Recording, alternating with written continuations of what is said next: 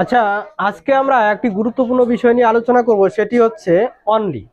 তো অনলি দিয়ে যদি থাকে কোনো সেন্টেন্স, প্রথমে অনলি থাকবে, ব্র্যাকেটে লেখা থাকবে ইউজ নান বাট।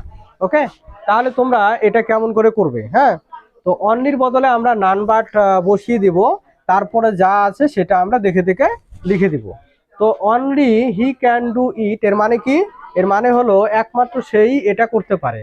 আর এখানে none but he can do it, এটার মানে কি? সে ছাড়া অন্য কেউ এটা করতে পারে না। মানে কিন্তু একই থাকলো, অর্থ একই থাকলো, সেন্টেন্স দুটো আলাদা। হ্যাঁ, এবার কথা হচ্ছে এগুলো এটা জানা থাকলে তোমার ট্রান্সফরমেশন অফ সেন্টেন্স করতে পারবে, ট্রান্সলেশন করতে পারবে, বা যে কোনো স্পোকেনে তুমি ব্যবহার করতে পারবে।